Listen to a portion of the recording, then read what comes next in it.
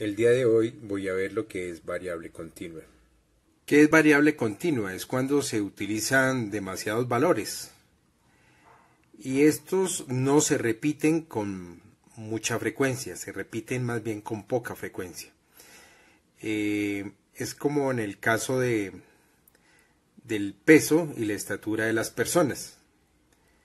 Cuando uno pesa a las personas, así sea un gramo, hay diferencia de una a la otra, lo mismo la estatura. Habría que formarlas y el más pequeño, pues la persona que le sigue va a aumentar, así sea por milímetros, pero va a ser casi siempre diferente las medidas. Entonces, en el ejemplo que vamos a realizar, se desea realizar un estudio a 30 estudiantes de primer semestre de educación física, en el cual la idea es buscar el peso, me imagino, para que sean aptos para esta carrera. Vamos a realizar el pesaje de estas 30 personas. Los resultados son los siguientes.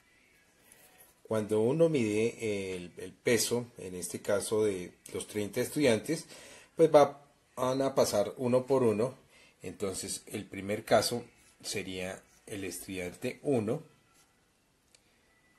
el cual pesa 48 kilogramos. El estudiante número 2 pesará 56 kilogramos. El estudiante 3, 60 kilogramos, y así sucesivamente hasta el estudiante número 30. Pues los datos que se obtuvieron fueron los siguientes. Ahí vemos los pesos del estudiante 1 hasta el estudiante número 30. El estudiante número 30 obtuvo 67 kilogramos.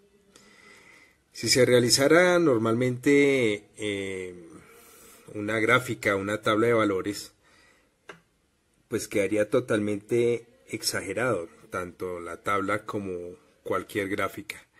Voy a mostrarles cómo quedaría, digamos, la tabla. Así quedaría la tabla. Recuerden que toda la tabla o toda gráfica debe tener su título. En este caso sería peso de los estudiantes del primer semestre de educación física. Vemos nosotros la tabla desde el primer estudiante en orden ya. El peso mínimo sería 47 kilogramos. Y el peso máximo sería 92 kilogramos. Si nosotros vemos, hay 1, 2, máximo 3 estudiantes que pesan lo mismo. De resto son datos diferentes. Entonces quedaría una tabla totalmente exagerada. Imagínense en cómo quedarían las gráficas. Como son tantos valores, pues toca agruparlos. Toca agruparlos en varios intervalos. Es decir, se coge desde el primero hasta el último y se dividen en varios intervalos. Esto tiene un proceso. Se hace de la siguiente manera. El primer paso es determinar el valor máximo, es decir, el peso máximo del estudiante y el peso mínimo de todos los valores dados. En nuestro ejemplo, el peso máximo o X máximo sería 92 kilos y el peso mínimo sería 47 kilos. La tabla que vemos, el peso mínimo sería 47, sería el estudiante número 5, y el peso máximo sería el estudiante número 13 con 92 kilos. El paso número 2 es calcular el rango. ¿Qué es el rango? Es la diferencia entre el valor máximo y el valor mínimo. Como ya vimos, el valor máximo es 92 kilos y el mínimo es 47 kilos. Entonces hacemos la resta del mayor, le quitamos el número menor, 92 menos 47 pues da 45. Ese es el rango. Digamos que es donde voy a hacer la gráfica. entre el mínimo, que en nuestro ejemplo es 47, y el máximo es 92. Ahí, entre ese rango, entre el mínimo y el máximo, irán todas las gráficas. Si es gráfica de barras, es lo que vamos a hallar. ¿Listo? Ese es el rango. El rango. El paso número 3 es hallar la cantidad de intervalos. Su símbolo es m. Para eso utilizamos esta fórmula. M igual a 1 más 3.3 logaritmo de n. Si vemos, el único dato desconocido en esa fórmula es n. Pero en nuestro ejemplo, n vale 30, que son la cantidad de estudiantes a los cuales les vamos a hallar el peso. Reemplazamos 30 en la fórmula. Entonces queda que m es igual a 1 más 3.3 logaritmo de 30. Hacemos la operación en la calculadora y nos da como resultado final que m es igual a 5,87. Lo que hacemos es aproximar al entero hacia arriba. Entonces nos queda que son 6 intervalos. En nuestra gráfica nos queda que son 1, 2, 3, 4, 5 y 6 intervalos, cuyo rango ya sabemos que es 45 del x mínimo al x máximo. Entonces serían 6 intervalos los que nos salieron. El cuarto paso es hallar el ancho del intervalo. ¿Qué es el ancho del intervalo? Es el rango dividido la cantidad de intervalos. Como ya sabemos, en nuestro ejemplo, el rango es el x máximo menos el x mínimo, que sería 45. 45 dividido 6, que es la cantidad de intervalos, nos da como resultado 7.5.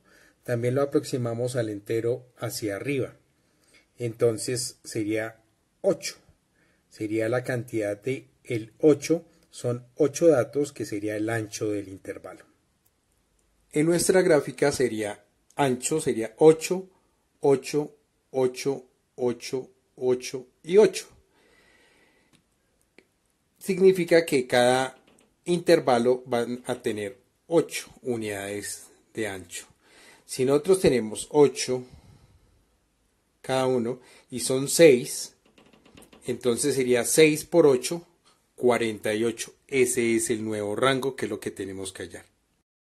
Para hallar el nuevo rango, cuyo símbolo es NR, se halla multiplicando la cantidad de intervalos por el ancho.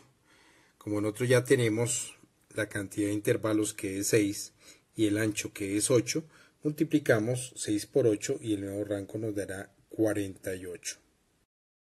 Para terminar y poder hallar la tabla de frecuencias, vamos a hallar la diferencia entre el rango y el nuevo rango. Recuerden que el rango es 45 unidades y el nuevo rango nos dio 48. La diferencia es de 3 unidades. Esas 3 unidades las dividimos entre 2, nos da 1.5. Entonces al x máximo, que es 92, le vamos a agregar el 1.5, nos daría 93.5. Y al x mínimo, que es 47, pues le vamos a agregar hacia el otro lado 1.5, que sería 45.5. Ahí en la gráfica se ve, ya lo explico. Aquí, como tenemos el x mínimo, que sería 47, el x máximo, que sería 92, entonces el rango sería las unidades que hay entre ahí, sería 45 unidades. ¿Qué es lo que tenemos que agregarle? 1.5 hacia este lado, entonces nos va a dar 93.5. Y hacia este lado le vamos a agregar también 1.5. Pero si le fuéramos a sumar, sería hacia este lado, entonces hacia acá lo que hacemos es restarle. Entonces 47 menos 1.5 nos da 45.5. Entonces la distancia que hay entre este punto, que va a ser nuestro nuevo x mínimo, y entre 93.5, que va a ser nuestro nuevo X máximo, es lo que se conoce como nuevo rango. La distancia que hay entre el X mínimo y el X máximo sería el rango, más 1.5 más 1.5 serían 3, 45 más 3, el nuevo rango será de 48. Ya con toda esta información ya podemos construir nuestra tabla de frecuencias. La vamos a hablar de esta forma: una columna para intervalos, una para marca de clases, para la frecuencia absoluta y la frecuencia relativa, que la vamos a dividir en fraccionario, decimal y porcentual.